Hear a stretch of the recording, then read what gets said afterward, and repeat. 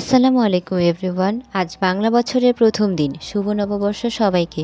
Welcome to my channel Mohonaverse. Medical লাইফে ছুটির দিন মানে আনন্দের দিন। আজকের এই দিনে সারাদিন আমি কি করলাম আর কোথায় কোথায় ঘুরলাম এ নিয়ে থাকছে আজকের এই ভ্লগ। আজকের দিনটা শুরু হয়েছে বেশ বেলা করে। কফি খেয়ে দিনটা শুরু করলাম। কফির কাপ সাথে নিয়ে টেবিলে বসে পড়লাম। যদিও আজকে কোনো মনোযোগ ছিল না পড়ার, কিন্তু তাও একটা দুটো পাতা উল্টালাম। খাবারের সময় হয়ে যাওয়ায় বই বন্ধ করে নিচে ডাইনিংয়ে ব্রেকফাস্ট করতে চলে গেলাম। আজকের মেনুতে ছিল পান্তা ইলিশ এবং কয়েক প্রকার ভর্তা। আজকের সকালের রোদটা বেশ মিষ্টি ছিল, তাই উপভোগ করতে চলে গেলাম ছাদে। ফুলগুলোর সাথে সময় কাটিয়ে রুমে এসে নোট করতে বসলাম। ওই যে বললাম মেডিকেল লাইফ, মন না চাইলেও টেবিলে বসতে হয়। একটানা 2 ঘন্টা নোট করার পর ফাইনালি এখন আমি সাজতে বসবো। এই শাড়িটা আজকে আমি পরবো। এই শাড়িটা বহু পুরনো। এটা কোথা থেকে কেনা আমার ঠিক মনে নেই। আমি টু মাচ মেকআপ করতে খুব একটা পছন্দ করি না। This is my final look. এটা হলো রংপুর সেনানিবাস। বেরিয়ে পড়লাম মেলার উদ্দেশ্যে। সবুজ অরণ্যে ঘেরা রংপুর সেনানিবাস।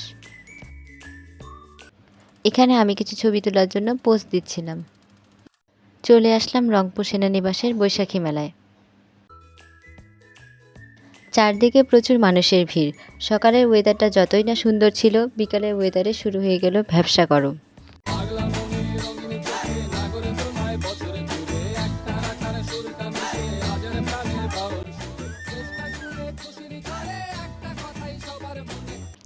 এখানে আমি আবার কিছু ফটো ক্লিক করছিলাম। ঝালমুড়ি খেয়ে বেরিয়ে পড়লাম মেলা থেকে অন্য একটি জায়গার উদ্দেশ্যে।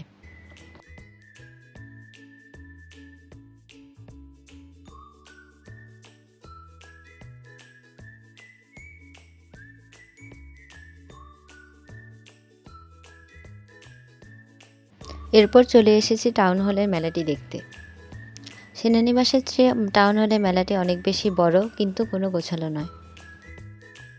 আইসক্রিম খেতে খেতে মেলার চারদিকটা ঘুরে ঘুরে দেখলাম।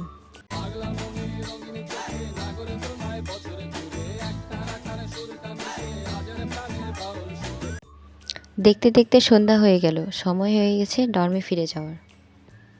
That's all for today. এটাই ছিল আমার আজকের ব্লগ। আপনাদের যদি আমার ভিডিওটি ভালো লেগে থাকে তাহলে অবশ্যই আমার চ্যানেলটিকে সাবস্ক্রাইব করবেন। টাটা।